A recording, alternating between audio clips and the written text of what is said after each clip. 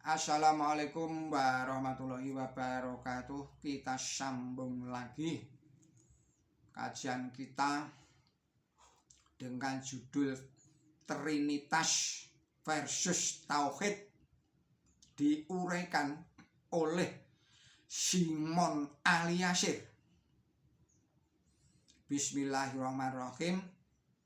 Saudara-saudara pemirsa yang budiman, perlindungan ilahi terhadap Ka'bah. Serangan Abraha yang gagal itu mempunyai makna yang dalam. Misalnya yang pertama, membendung arus semangat kebangsaan Arab yang dikhawatirkan bergolak di bawah pimpinan seorang nabi besar yang kedatangannya telah dinubuatkan di dalam Alkitab atau Bible, baik dalam Perjanjian Lama ataupun Perjanjian Baru. Karena rincinya nubuat itu, para ulama ahli kitab mengenal nabi yang dijanjikan itu seperti mengenal anak-anak mereka sendiri. Alazina atainahumul kitabaya rifunahu kamaya rifuna abna'ahum. Surat Al-Baqarah ayat 146 dan surat 6, yaitu surat Al-An'am ayatnya 20. Sejarah mencatat bahwa yang pertama kali mengenal kenabian Nabi suci Muhammad Shallallahu Alaihi Wasallam bin Abdullah adalah pendeta-pendeta Kristen, yaitu bernama Bahiro. Tatkala bertemu dengan Nabi suci Muhammad Shallallahu Alaihi Wasallam di Syria Selatan di dalam usia 12 tahun, dan Warokoh bin Naufal, pamannya Siti Khotijah, istrinya Nabi suci Muhammad Shallallahu Alaihi Wasallam. Abu Thalib sendiri yang mengasuhkan sejak berusia 8 tahun, meski sangat sayang kepada keponakannya itu, tidak mengenal kenabian beliau sampai akhir hayatnya. Yang kedua, untuk mengkristenkan bangsa Arab. Maka dari itu sebelum berangkat ke Makkah, Abraha terlebih dahulu membangun sebuah katedral di Sana'a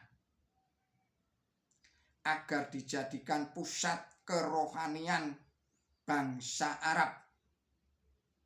Hal ini sebagai realisasi dari pesan Injil agar semua bangsa dijadikan murid Yesus. Surat Matius 28 ayat 19 dan surat Markus 16 ayatnya 15. Dengan berbagai macam cara, jika perlu paksaan. Lukas 14 ayat 23. Yang oleh Nabi suci Muhammad Shallallahu Alaihi Wasallam disebut sebagai fitnahnya Dajjal. Kehancuran Abraha juga mengandung makna yang amat dalam, yakni Ka'bah dilindungi Allah Subhanahu wa Ta'ala, baik secara lahiriah maupun secara batiniah atau rohaniyah atau spiritualiah. Perlindungan ilahi secara lahiriah, Ka'bah dilindungi dari usaha pembinasaan dari manusia. sebagaimana yang dilakukan oleh Abraha itu.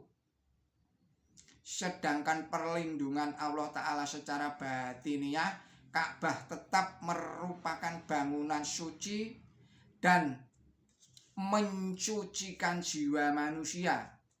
Meski di dalam Ka'bah dan kawasannya dipenuhi berhala yang disembah-sembah oleh kaum Quraisy dan kabilah-kabilah Arab yang lainnya.